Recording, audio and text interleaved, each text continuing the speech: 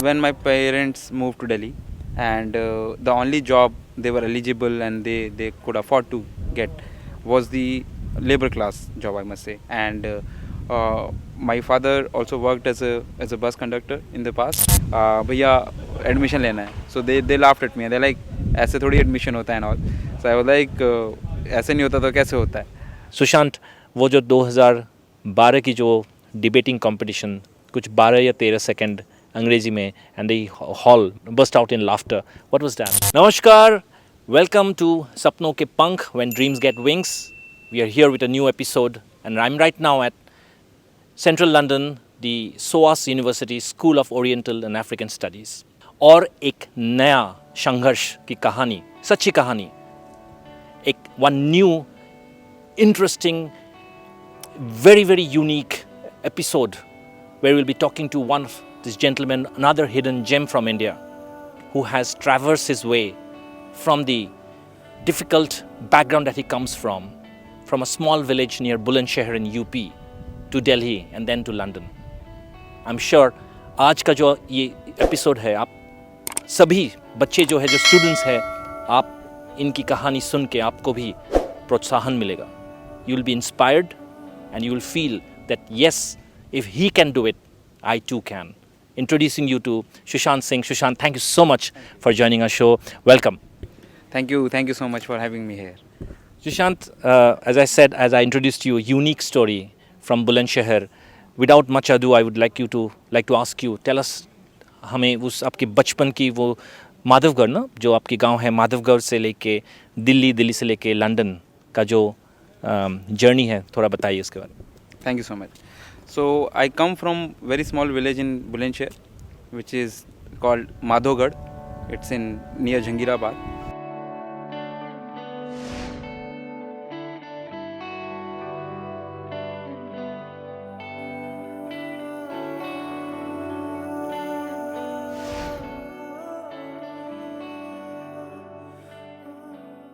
So I was born there, and I was raised there, and my parents moved to Delhi for the education they wanted to provide to their children, which is me and my sister. And with their support and their struggle, with their lifetime struggle, I must say, that we could receive an education from best of their effort, and whatever they could provide it to us, they provided much more than that. And then after that, fortunately, I got into the law field, and I got admission in the NLU Delhi, National Law University Delhi, and then I graduated from NLU Delhi in 2017, and then after that I worked in Delhi in various fields, and after that I came to Soas for my master's in law. It's in LLM in Human Rights, Conflict and Justice, and here I am with you. नींदों में खोए हुए ख्वाब कई, उलझे हुए, टूटे हुए, बिखरे हुए, फिर भी मेरी रातों की राहों में एक उजली सुबह होने दो. That's very crisp of Sushant to take us through his journey very crisply. But इन सब आपकी जो माधवगढ़ बुलंदशहर के पास जो आपकी स्कूलिंग की पीछे की कहानी, जो आपने बोला है, your parents had sacrificed a lot. Take us through some of those incidents, the difficult struggles that you had before you landed up in NLU. So I'm a first generation learner in my family. So me and my sister were fortunate to receive the education, the formal education. So my parents had a very elementary and I'll say the very basic level of education, because they were denied for the education because of different means. So what they did is they lived their dream through us, and they had one objective in life. What is the aim of the life? They had only one aim, that our kids should be receiving a good education. So that was the aim. And then they did all kind of basic work, or the menial work by the society is being called. So they came to Delhi and they worked as a daily wage worker, I'll say, and the different kind of works they have did. And the equal amount of money, I'll say, for the household and for the education they could do. It would not be a very good school in terms of the society, people say, but I feel fortunate. Whatever they could provide, that was the best of them. And what we are here today, like me and my sister, when I say we, it is because of them only. So, और आपकी जो schooling थी बचपन की वो that was in Hindi medium not in English? Yeah, so as I said that I come from a very small village in the background, so we all are Hindi speaking person, and my schooling was also in the Hindi medium because that was the only language was introduced to me, and that is the only language I could understand, I could speak or express myself. So that was the thing. But the society we live in, and the dreams I have to become in future, that is a involvement of a English language as a primary language, I must say. Whether it's a court of law in India, the practice of law in high courts and the Supreme Court mostly, and if I have to communicate with the international organizations or the international professors or my colleagues here in the Soas, and that is the language I learned. Yeah. So you picked up English in between. We'll come to that. We'll come through that journey. But जैसे हम पहले बात कर रहे थे Sushant, when we were researching on your story, आपने बताया था, you mentioned your पापा ने daily wage laborer, I think he also worked in a petrol pump. पैरों में छाले पड़ के घर आते थे, and mummy used to put नारियल का तेल. So, and some of those difficult days, was this in Madhavgarh, or was this when your parents decided to move to Delhi for better education?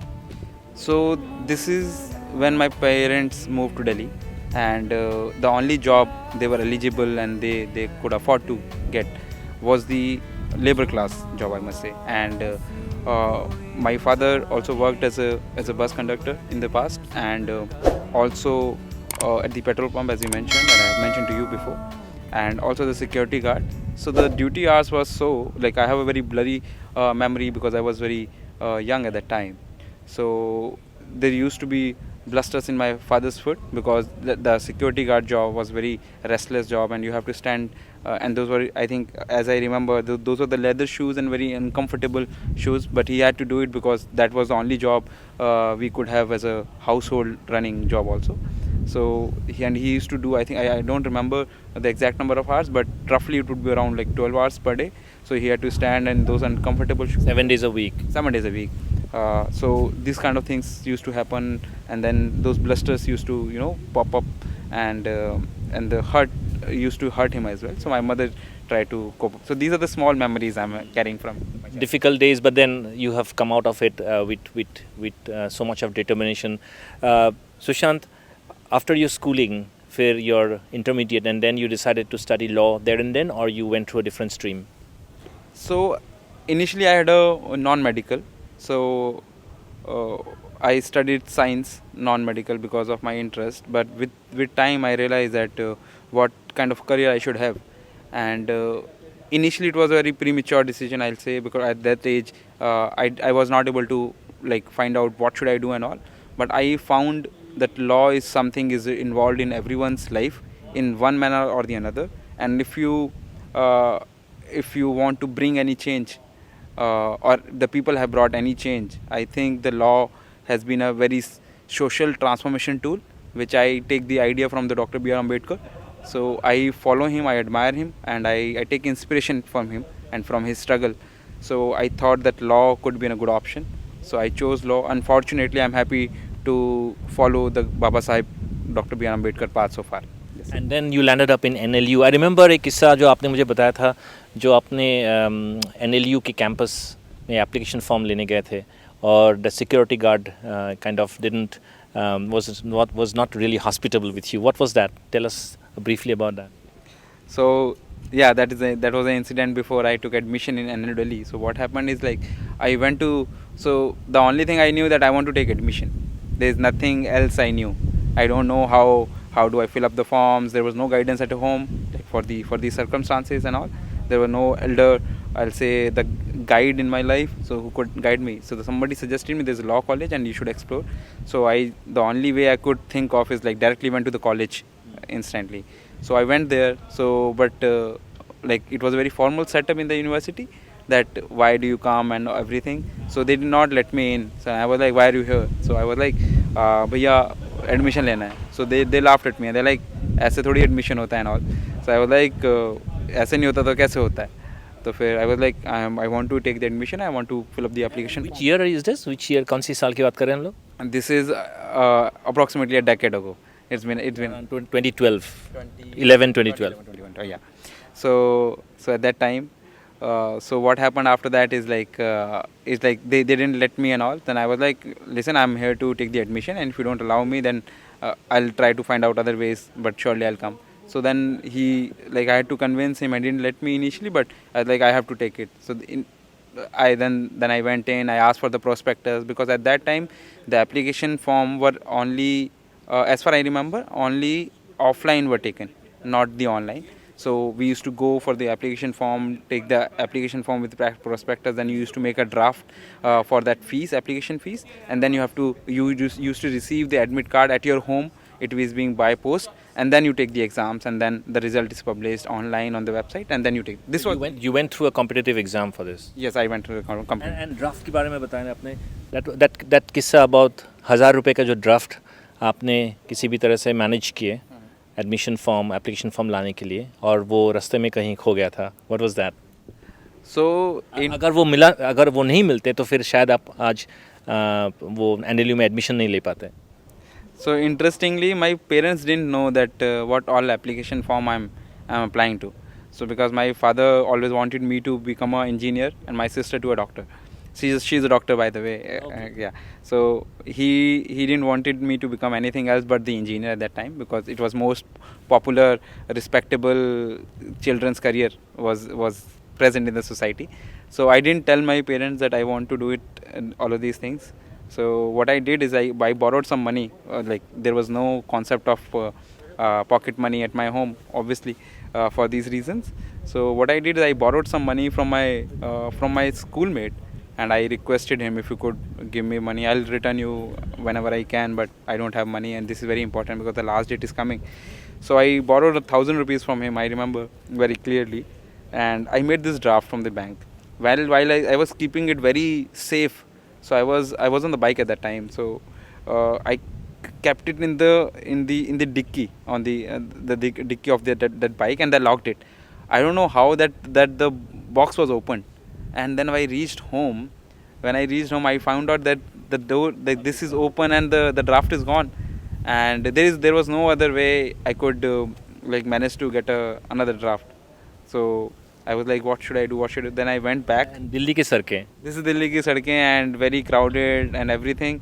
So then I went back to the all route, and fortunately after maybe a struggle of 2-3 hours, I got it. I found something kept in the corner, some white color, and I was like, I'd take a chance, because in India you'll find a lot of paper wrappers on the streets, so it's very difficult to find something like that, and just like ordinary paper.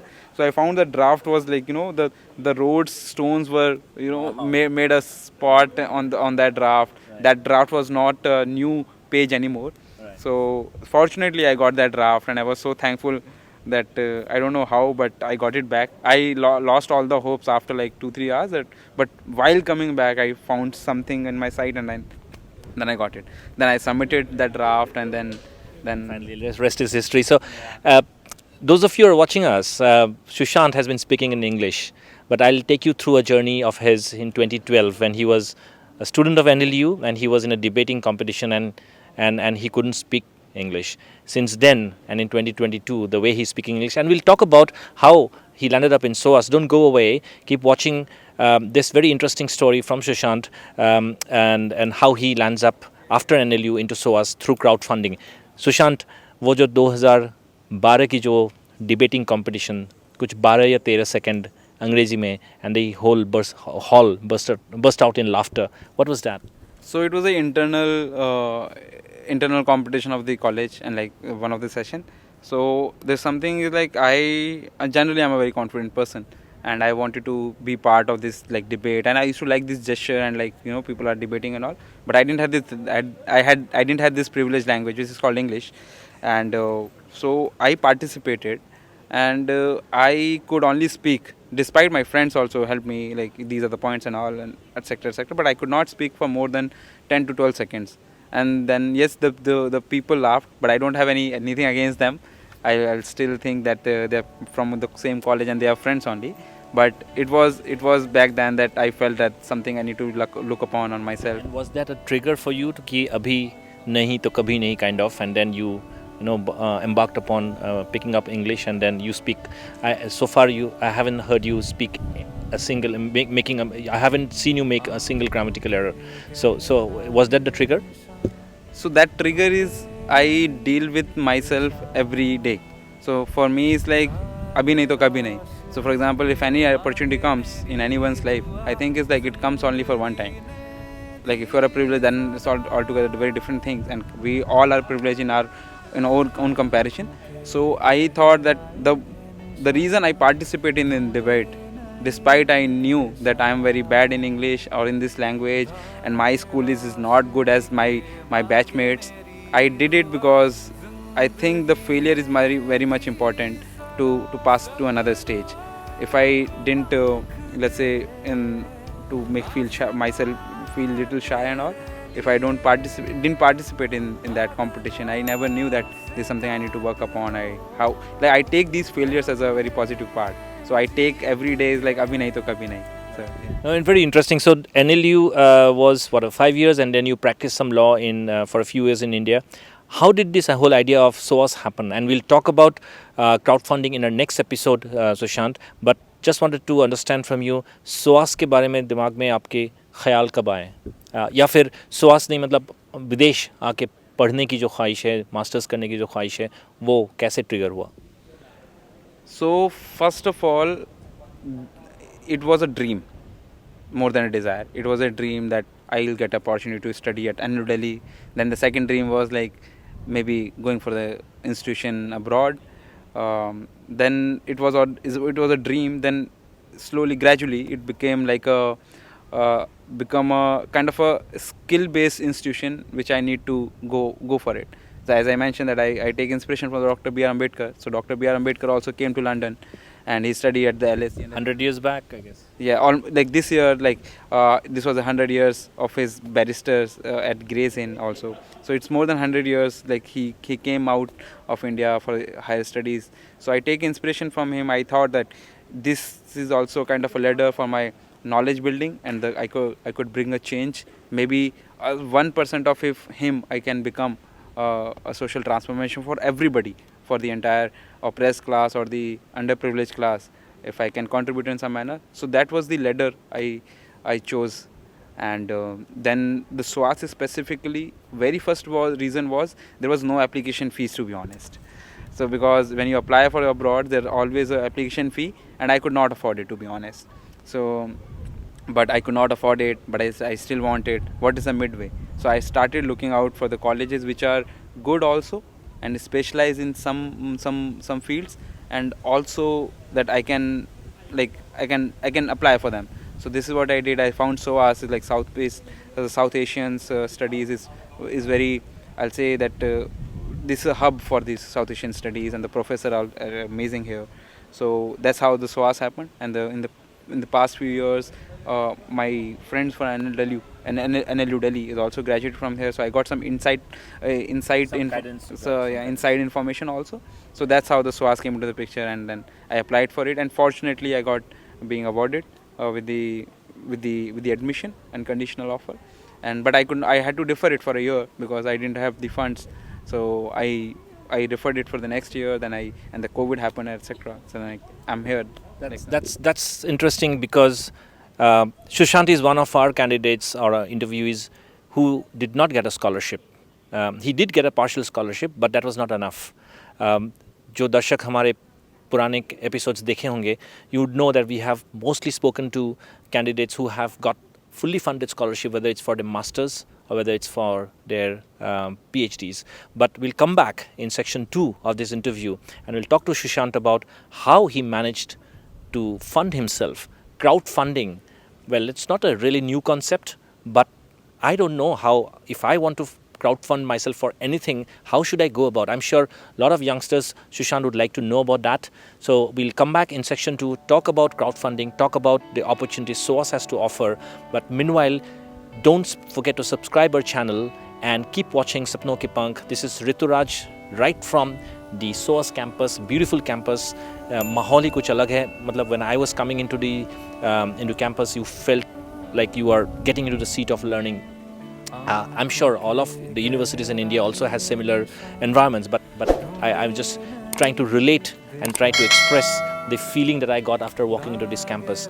Keep watching SapnoKePankh Section 2, Episode 2 will be when we'll talk with Sushant again on his crowdfunding episodes. Rituraj signing off from Central London. Thank you for watching. आँखों के गहराए निशान ढूंढे नई एक दिशा